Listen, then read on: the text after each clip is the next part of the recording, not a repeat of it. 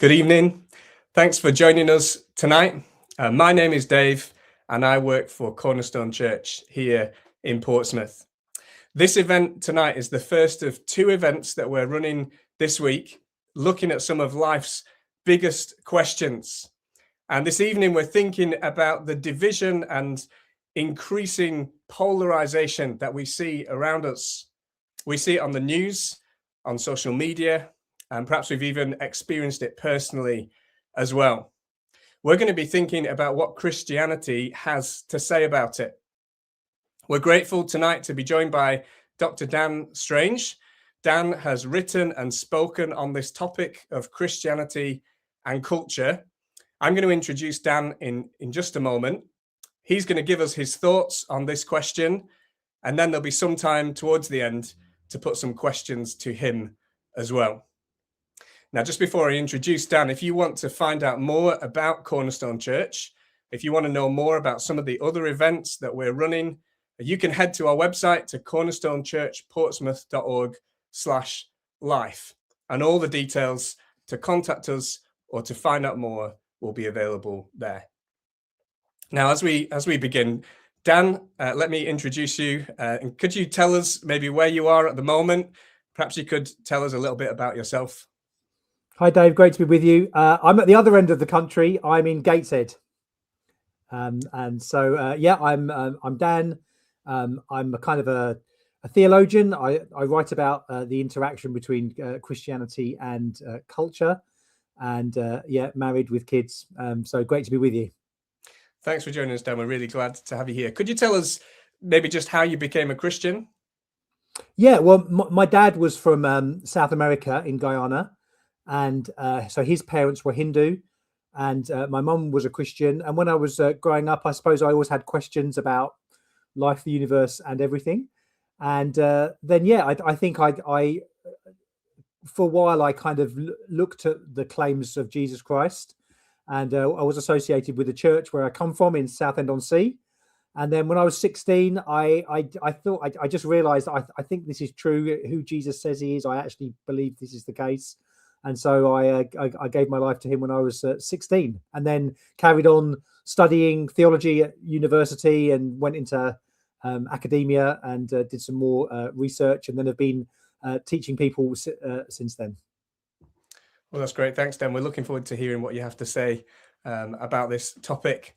And just a note about the Q&A, there'll be a chance to ask questions if you've got them at the end. On your screen now, or in the description, if you're watching on YouTube, there should be a link where you can submit questions, or if you want to, you can post them in the comments on YouTube.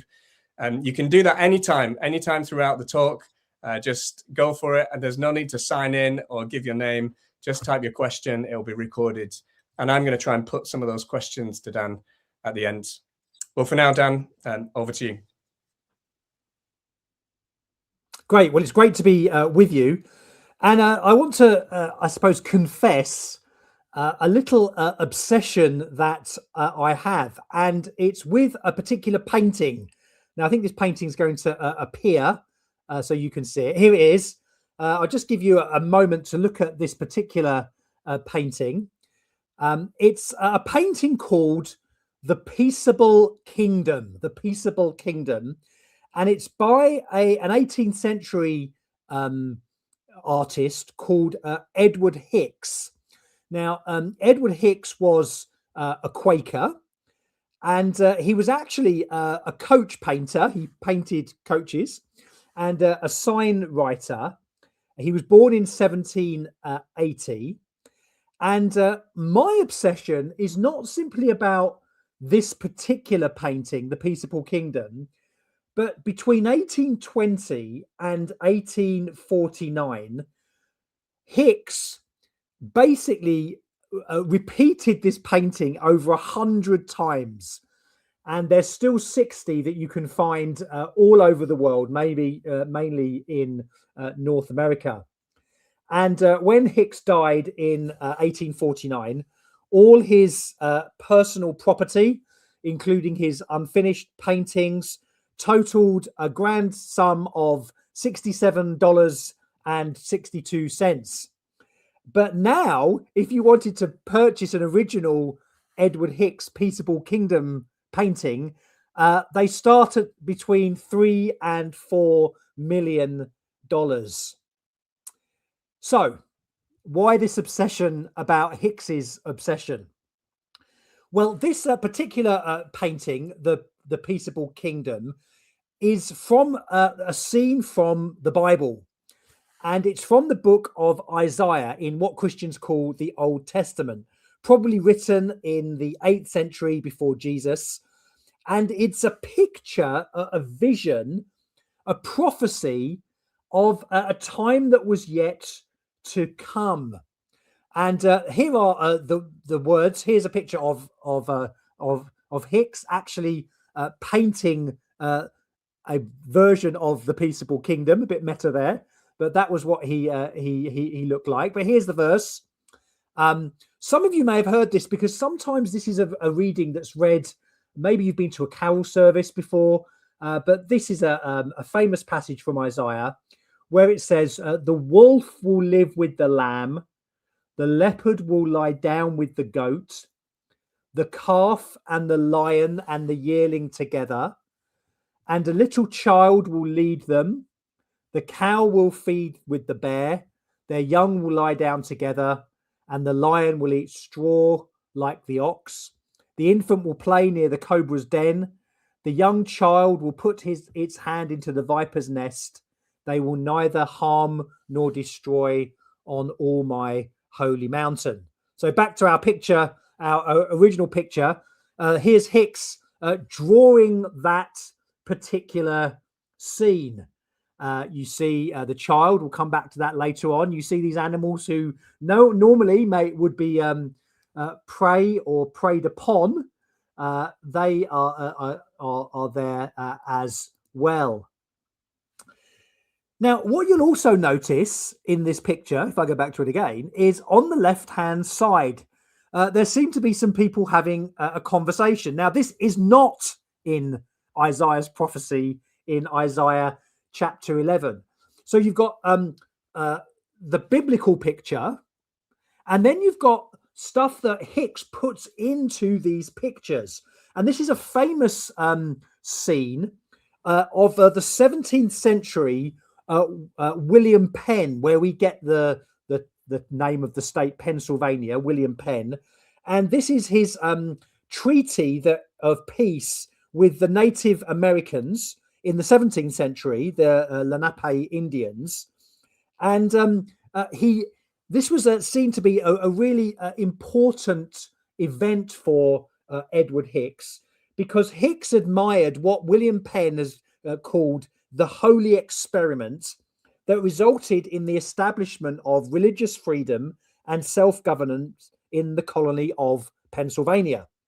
And Penn is known for fostering a spirit of peace, often engaging in fair dealings for land, which created a historically unique era of peaceful coexistence between the colonists and the Native Americans. So the reason I like this painting is because Penn is wanting to talk about this picture of peace in the future, where all these animals will get along with each other, there won't be division. But he wants to look back as well to where this has been. Maybe he thought this was seen in human history, and he thought this holy experiment was an example now of what Isaiah would predict in the future. So it seems to be a fulfillment of Isaiah's Old Testament prophecy. Now you might think, well, excuse me, this is very idealistic. What is Hicks talking about? It's a bit naive, really. Well, maybe, but here's the interesting thing. As I said, Hicks did this painting over 100 times. And again, there he is again. Hello, Mr. Hicks. And here are some other versions. And all of these paintings are subtly different. Now, if you look behind me, I've got some books over there. And I've got two big books on Edward Hicks, because I said I'm a bit obsessed with these paintings. And you'll notice that they're all slightly different. Now, the animals look very strange in some of the pictures. This is quite a famous one, because the leopard looks like he's just been very startled. But they show different things. And actually, what they do is, although it's the same picture from Isaiah 11, as Hicks is going through his life and facing various things that are going on in his life and what's going on in American society as well, it's kind of reflected in the pictures. And actually, as the paintings progress over this 20-year period, they become less idealistic, less utopian, and maybe a little bit more dystopian as well. Here's another one. Again, you see the picture of William Penn talking, and the animals as well. What about this one, though? This is far less of a peaceable kingdom. Those leopards have certainly got designs on that lamb. And it all seems a little more tense. The animals aren't lying down anymore. They're kind of, they seem a bit stressed. They seem on alert. And we know, as we match Hicks's life, that during this time, there was stuff going on in American culture, but also his own movement, the Quakers, had a massive division within themselves. There was a massive split. And so Hicks is trying to, I think, reflect that in the paintings as well. And as we come to the last of the Peaceable Kingdom paintings, it's a bit depressing, really. Notice how dark the colors are now. And then you see, I suppose, what you could call resignation. This is a less peaceable kingdom as well. The animals seem pretty docile. There's like resignation. The animals are the children are walking away. The animals are walking away. There's kind of fatigue and almost sheer exhaustion. Now, Hicks's idealized encounter between the British colonists and the indigenous people also was not as ideal as it was. And we know now that ultimately these Lenape Indians were forced out of Pennsylvania owing to the fraudulent land deals perpetrated by Penn's own sons. So here we have these, I think, these great pictures called the Peaceable Kingdom series. As I said, 100 times he draws the same scene, and they reflect this picture in Isaiah, but they also talk about the the cultural situations that were going on in Hicks's life and in America as well. Now then, Hicks's style of painting is called primitivism. And if there are any art experts listening, then you might know that that covers a whole area of stuff. But maybe you look at these pictures and you think, well, these are a bit naive and childish. But actually, I think they're very real and realistic. All of us, Hicks was no different from all of us, I think, I hope. We long for peace. We long for less division in our society. We have dreams of peace and reconciliation, whether that's personal in our relationships, cultural or international. It's in our dreams. We find it hard, impossible to suppress that sense that we want to be people who get on with other people, who maybe love each other. We want nations to be getting on with other nations. We want wars and conflicts to stop. We don't want to have to choose between fuel and food or all the things that we struggle with today. We want justice done, and we want it seen to be done. We want harmony. Now, what's the interesting thing about these paintings is that they're far from idealistic, because Hicks does reflect great division, even in that picture, even in that longing for that peaceable kingdom that maybe we see in the early paintings. By the end, Hicks still wants that, but he says, we're not really seeing that now, are we? So this is far from what I would say escapism, where we just kind of hold hands and think everything's going to be okay, and we put our fingers in our ears and we say, well, it's going to be okay, isn't it? Because we know that when we pretend, it's just sentimentality. We're actually out of touch with reality. This must be recognized. But of course, without the hope that it could be like this, that we might not live in a divided world, that there might actually be a peaceable kingdom, if we give up that hope, I just think that we end up bitter and cynical and hopeless. And I think the genius of these paintings is that Hicks recognizes both. We want a peaceable kingdom, but we know that we really struggle for it. We know, as Hicks knew, that human beings in many ways are selfish. We're turned in on ourselves, and probably the 200, 300 years since Hicks have done these paintings, in some ways things have exacerbated. We talk about cyber balkanization and the splinter net.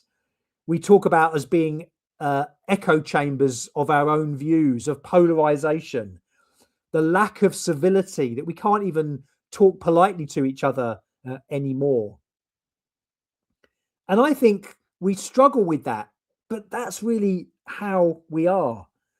Something has gone wrong, and human beings find it very hard to work out what to do about that, what to do about this division. A few years ago, the website of the celebrated novelist Chimayanda Ngozi Adichie temporarily crashed after she published a stinging polemic on abuse she had received on social media. She finishes her essay as follows. Let me quote this. I have spoken to young people who tell me they are terrified to tweet anything, that they read and reread their tweets because they fear they will be attacked by their own. The assumption of good faith is dead. What matters is not goodness, but the appearance of goodness. We are no longer human beings. We are now angels jostling to out-angel one another. God help us, it is obscene. The problem, I think, partly is this. When we get rid of an idea that there is a norm of outside of ourselves or a higher authority, then maybe we think that we can deal with things ourselves. Maybe we think, well, Christianity is associated with these very medieval understandings of sin and how bad people are. We don't want that anymore. Why can't we just pretend that people are good? Why can't we just say that people are good? Why do we need these terrible doctrines that Christians have talked about? The problem is that there's a dark underbelly to this humanistic view, which replaces the doctrines of things like sin and evil with those of goodness and greatness. And some philosophers have noted what happens when this happens. Because if you set the bar high on what we expect of human beings, then invariably, when they don't meet those expectations, we've got no intellectual resources to go to. We can't talk about the fact that something's gone wrong because we believe that so many humans are so good. Are people really then worthy of these efforts? Perhaps we can say when people fail, isn't it a betrayal of human worth? And don't we need to abandon these ideals? Here's what one philosopher talks about. Before the reality of human shortcomings, philanthropy, the love of the human, can gradually come to be invested with contempt, hatred, aggression. The action is broken off, or worse, continues, but is invested now with these new feelings and becomes progressively more coercive and inhumane. The tragic irony is that the higher the sense of potential, the more grievously real people fall short, and the more severe the turnaround will be, which is inspired by the disappointment. A lofty humanism posits high standards of self-worth and a magnificent goal to strive towards. It inspires enterprises of great moment, but by the very same token, it encourages force, ultimately contempt, and a certain ruthlessness. Here's the thing then. We want a peaceable kingdom, but we don't know how to get it. And actually, the more that we strive for it, things seem to get worse. The writer Douglas Murray, who isn't a Christian at all, in his book The Madness of Crowds, has where he's talking about various cultural movements in the West, especially. He has this very little chapter in the middle of the book, and it's just on the subject of forgiveness. And he just notices how he believes at the moment we've lost the concept of forgiveness. He says, in some manner in which we haven't even begun to wrestle, we have created a world in which forgiveness has become almost impossible, in which the sins of the Father can certainly be visited upon the Son, and we remain remarkably unconcerned to create any mechanisms or consensus over how to address the resulting conundrum. The consensus was for centuries was that only God could forgive ultimate sins, but on the day-to-day level, the Christian tradition, among others, stressed the desirability, if not the necessity, of forgiveness, even to the point of infinite forgiveness. The philosopher Friedrich Nietzsche foresaw that as a consequence of the death of God, of not believing in God anymore, people would find themselves stuck in cycles of Christian theology with no way out.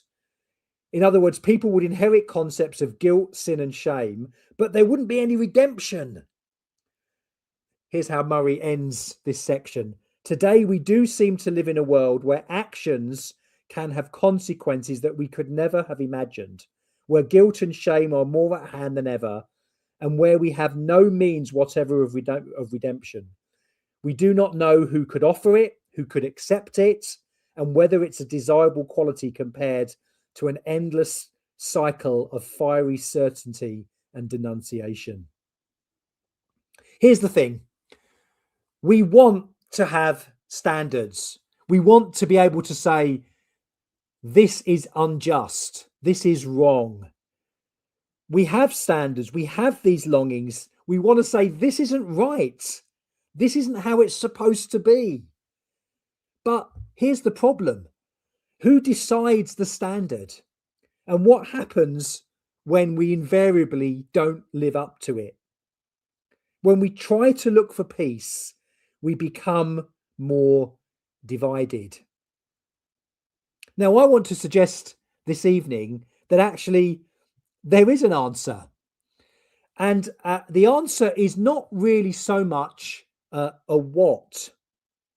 Let's go back to that particular series of paintings called The Peaceable Kingdom. And if I again click through some of these paintings that we've been looked at, in most of them, you'll see the picture of a little child.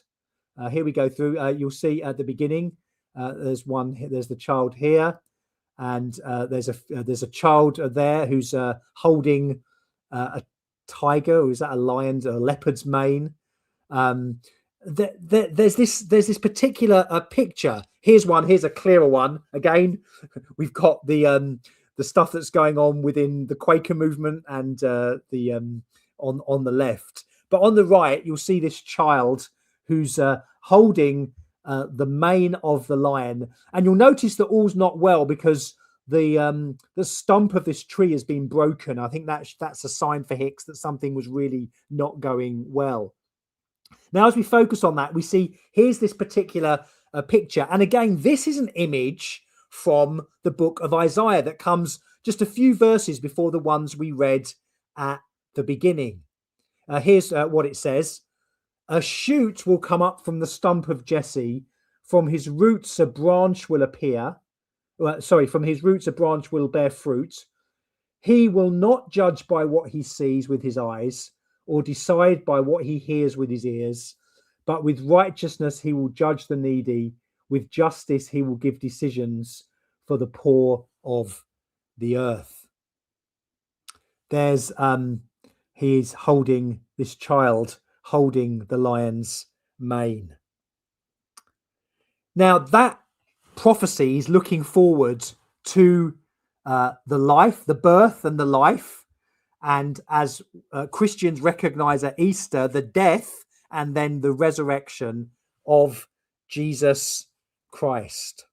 And it says here that the Spirit of God will rest upon this person and he will be a perfect judge. Now, maybe you don't realize, but for Hicks and for others, the whole point of where the answer comes through to be able to have this peaceable kingdom all points to this person. I believe the historical person of Jesus Christ. And again, this isn't just escapism.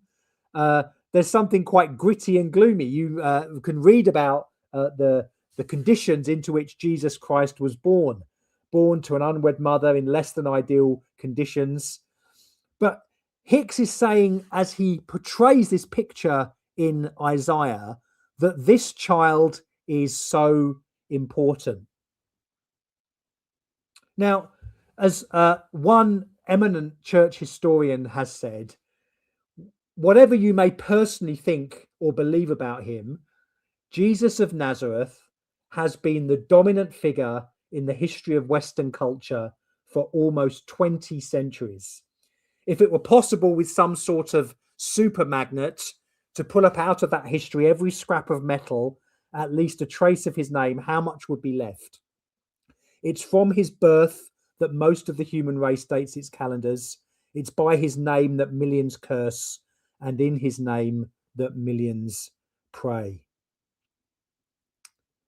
And the Christian story, which focuses on this person, Jesus Christ, says that our relationship with God, who created us, is broken. And of course, we're divided. We're divided amongst ourselves. We're divided with our planet. There's fracturing. But that comes with the relationship, the impact, I suppose, or the consequences of the broken relationship that we have with the one who made us. And yet the Christian gospel says that out of sheer love, the Lord Jesus Christ comes to deal with that particular division that we have in our relationship with God. It comes with the power of forgiveness. You might remember in one of the Queen's speeches in 2011, she got this completely right. She said, although we are capable of great acts of kindness, history teaches us that we sometimes need saving from ourselves, from our recklessness or our greed. God sent into the world a unique person, neither a philosopher nor a general, important though they are, but a saviour with the power to forgive. And so Christians believe that in the Lord Jesus Christ, God has come, and now we wait. We are waiting for Jesus to come again. And in some ways, that picture from Isaiah talks about Jesus's first and his second coming. And we come kind of in the middle of that there is a peaceable kingdom. Jesus has brought that. D-Day has happened. Yes, VE Day is still to come. And so because Christians believe that we have been forgiven because of Jesus Christ, we then can forgive others. You see, if we don't believe that we have been forgiven, then when it comes to people who do wrong things against us, we can think that we're better than them, we can stand over them. But you'll know, maybe, if you've heard of something called the Lord's Prayer, the prayer that Jesus taught us to pray, where the Lord's Prayer says, we forgive because God has forgiven us. Forgive us our sins as we forgive those who sin against us. And so Christians believe in justice because there is a standard of justice, but it comes from the outside. And Christians believe there's not just a standard, but there's a saviour when we fall inevitably from that standard. And this isn't a sticking plaster, which is often not peaceable, or fake smiles, or putting our fingers in our ears. This is a reality which even today and historically, thousands, millions of people have said there's something about Jesus Christ that's so important. And so Christians are people who have to forgive much because they have been forgiven much. And this should shape our relationships in society. The Church of Jesus Christ is meant to be a people which has been reconciled to God, but reconciled to each other. And so people can come no matter what background or age or ethnicity. That's what I love about my church. That's what I love about the church. It's incredibly inclusive. So I do believe that Jesus does have the answer to a divided society. As one writer says, take in what Jesus Christ has done. Put your little story about what people have done to you in the big story of what he did for you, and you'll have the power you need to grant forgiveness. But it all does rest on this claim of who is Jesus? What has he done? And what do we need to do about that? And if you're interested, that's why I'd always recommend, if you want to know more about the Lord Jesus Christ, then read one of the Gospels in the beginning of the New Testament, Matthew, Mark, Luke, or John. Maybe go to somewhere like Luke. Luke was a doctor, a historian. He writes down an orderly account of who Jesus Christ was. And if you want to know more, I know that David will be talking to you about learning more about who this person Jesus is. But I do believe that Jesus does provide the answer to the divisions that we face at the moment. Edward Hicks saw that, and I know that's the case for many people, seeing in Jesus Christ the answer to our divided society. And just as I close, just to show that I am a complete normal, but an Uber geek as well, this was me a few months ago in New York, going to the Metropolitan Museum, and that's me standing next to a real Edward Hicks. It looks as if it's tilted. It's actually hung straight, but I was doing a selfie. So there you go. Thank you for listening. Thanks so much, Dan. In just a few minutes, we're going to put some questions to Dan about the things that he's been saying.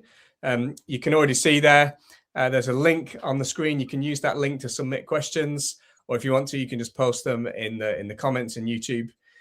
Just before we do that, let me mention that on Saturday morning, we have an in-person event here in Portsmouth. You might not be watching this from Portsmouth, but if you're anywhere near Portsmouth, we have an in-person event here. We're going to be interviewing somebody who's going to speak about the struggles that she's faced in her life and the way that knowing Jesus has changed her life. You see the details there on the screen, and you can find out more about that on the website. Okay, before we put some questions to Dan about the things that he said, we're going to take a 2-minute break. Keep on submitting questions, add them in the comments or put them in the Slido, and then we'll put some to Dan in a few minutes' time. See you in 2 minutes.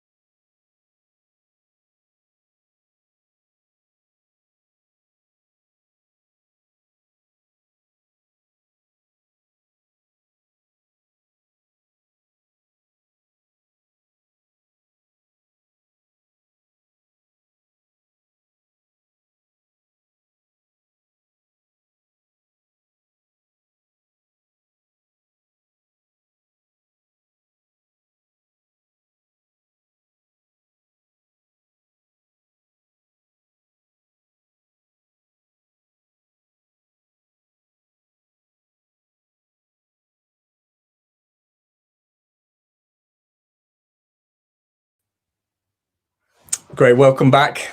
Let me invite Dan back onto the screen. Thanks, Dan. Thanks for sharing. And we're going to go through a few questions, if that's all right.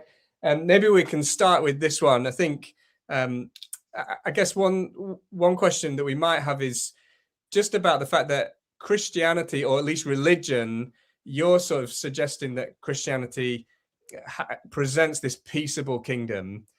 But as we look through history, is it not the case that religion or even Christianity has been the source of division? Actually, in history, we might see that. We might point to various wars or people who've done that. What would you say about that? Yeah, well, I think in the name of Jesus Christ, lots of terrible things have been done. I suppose, though, I would want to distinguish between the claims of Jesus himself and what has been done in his name, which has not brought, which has been inconsistent with what Jesus has said. I then secondly want to say, I think, especially if you look at the 20th century, the great conflicts, I think, were the war. You could call them the wars of irreligion. They were about the power of nation states, and sometimes religion was used for political ends, and certainly those certain views of the world that didn't want anything to do with religion still perpetrated horrendous crimes. And then the final thing I'd say, I think, David, is that I think within the way that Christianity views the world, there is a self-correcting mechanism. I think that we have this understanding of sin, that human beings are not as great as they, even though we're Christians believe we've been made in the image of God, we have great dignity. that sometimes we've definitely fall short. But I think there's a self-correcting mechanism that recognizes that, and that's why Christians believe that we need grace. It's again, we are only able to forgive because we have been forgiven, and so it's not that that we recognize that we're anything special. It's by the sheer grace of God. So I think this idea that sin as a concept, and I think as I tried to show in the talk, when we get rid of that idea, it might be well motivated, but when we do, invariably things go wrong. There's no real explanation for it. Christianity has that explanation that we are curved in on ourselves and we need help from the outside. Yeah, I guess just to pick up on that. So I know you said that, you used that phrase before, curved in on ourselves, we're selfish. I suppose some people might object to that. Kind of what that might be true of some people, but doesn't necessarily seem to be true of everyone, my friends, my family. How can we say that's true of everyone? Yeah, because I think it's what our standards are, and I think in our relationship with God, the one who created us, we are those who have tried to go our own way rather than following God's way, and so it's not just simply this idea of sin and rebellion is not just about what we do to other people. It's about the fact that we've been created by God and we've kind of turned away from that, even though we still yearn for these things. We long for peace, we long for reconciliation, but it's like an itch that we've got that the harder we try and scratch it, it just gets redder and redder. It doesn't seem to be doing any good. And so, yeah, in some ways, there's that amazing truth in Christianity that because we are made in the image of God, we have this incredible dignity and respect, and yet we've fallen so far from that. And I think it's trying to kind of hold those two things together. Thanks, Dan. So one of the things you're saying, Jesus is the solution. Jesus is the person who can bring us to this peaceable kingdom. One of the questions is perhaps about, have you got any proof that this really works? I suppose, like, what could we point to, or can we really say, I guess going back to the previous question, lots of people in the name of Christianity have done terrible things. Yeah. What about the flip side of that? Is there proof? I mean, one of the questions is, has your church experienced this? I don't know, the bringing together. Oh, yeah. Well, yeah. I mean, yeah. So I would say that again, this idea that we're all kind of in the same boat, and Jesus accepts anyone who will come to him, who will acknowledge that he is Lord, and it's kind of from all walks of life. I mean, what other kind of mechanism do we have in society, or what other community of people is so diverse as the Church of Jesus Christ? It is an incredibly, there's more diversity there in terms of where people are coming from and interests and backgrounds. You wouldn't normally put these people together, and yet there's something that unites them, and there's something that has, again, not because of anything in themselves, but has given them an outward focus, that because they love God, they and have been forgiven much, then we will bear with one another, we will kind of put up with each other.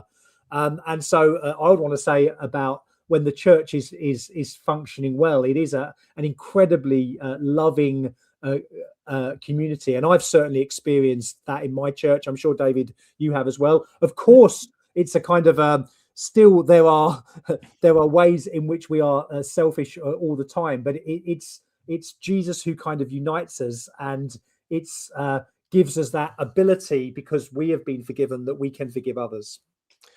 Maybe you could just say a bit more about the forgiving others. There's a question. Yeah. There's one question, which is, do you find forgiveness easy? What would we might say to someone who kind of would say, yeah, it sounds good, but it's just really hard? Yeah, it is really hard. It's really hard. And again, I see in the chat someone said about, what does it actually mean to forgive? What does it look like in practice? I think it involves at least kind of naming that something has happened that's wrong and not just excusing it. I do think it means identifying the kind of the perpetrator, willing their good. I think it is about releasing that wrongdoer from the liability of the cost of that wrong, because I think that there is cost. And rather than seeking revenge, I think it aims for reconciliation. I think personally, and again, I agree with the questioner, it is very hard. It's letting go of anger and resentment towards those who have wronged us. And again, I think that's kind of only possible when, as a Christian, I recognize that because of what Jesus Christ has done for me, then of course I need to forgive others because I have been forgiven much. And I think that's the spirit of forgiveness. Is it easy? No. But we need to be those who forgive and forgive again. But that's not that doesn't airbrush over justice. It doesn't airbrush over the need for people to say sorry. It doesn't do any of that. But I suppose as a personal reaction, it's letting go of anger and resentment. And that's I suppose the other thing I'd say, David, is that as a Christian, if I really do believe in this peaceable kingdom that is to come, if Jesus is going to come again and will judge everything, then I suppose there's less. I don't have to get as I want to see justice now, but I realize that that's never really going to happen now. And so not that I let injustice go, but I recognize that one day I do believe that all wrongs will be righted because God knows. And that gives a sense of that the pressure isn't all on now, even though we do need to work towards justice and the peaceable kingdom. I don't think we are going to see it now, but that picture of Isaiah that one day we will see that we yearn for that, and that's based in who Jesus says he is and what he has done and what he said he's going to do when he comes again. I think that does give a sense of perspective in how we deal with what are sometimes the terrible injustices that can't be dealt with now. Yeah, I mean, I'm not sure if this is a question or just a comment, but I suppose you're talking a lot about personal, individual things that we can do. Yeah. I suppose as we switch on the news, even right now, there's big things happening. I don't know whether you can say something like, what's the connection? It feels a bit like I can do these things, but actually that might change my situation around me. But what about, I guess, those paintings are picturing something much bigger than that? Yeah. Well, I think it's recognizing that our leaders are accountable as well. They don't see themselves as the ultimate authority, but they see themselves as under authority. I mean, in our country, people who are in government are called ministers.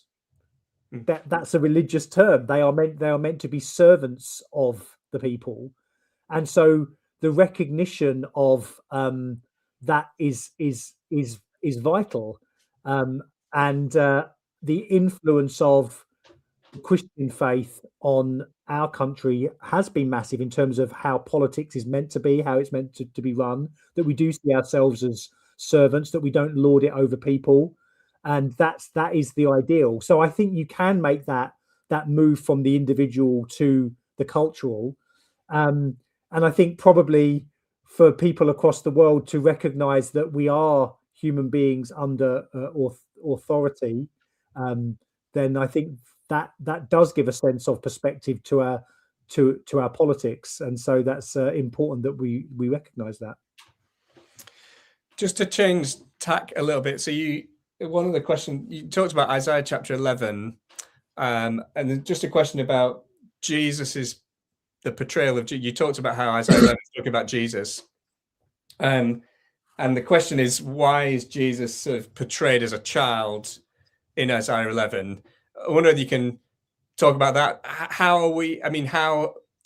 are we right to read Jesus into that? Why is that the right thing to do? Is that just kind of us Christians sort of reading into that text? Oh yeah. How do we get there? Yeah. A great theological question. I mean, I'd love to have a whole session on this. I think it's recognizing that in the Christian faith that the Bible, the 66 books that we call the canon, which chart the kind of the history of the world, that everything in that from in the Old Testament points towards Jesus. From there, everything points back to Jesus. So Jesus is everything in the Bible. Jesus is the fulfillment of all of these promises. Now, I mean, there's much more to say, and David, you'll know because we studied this when we were at college together. All this stuff about how that understanding how that is fulfilled. But I think that Jesus is the key to answering how we are to understand how the Bible fits together. And so I think these passages do talk about who Jesus is, sometimes in more shadowy ways, sometimes in clearer ways. And then, of course, when Jesus comes, it's the kind of, it's the revelation, but it was there all along.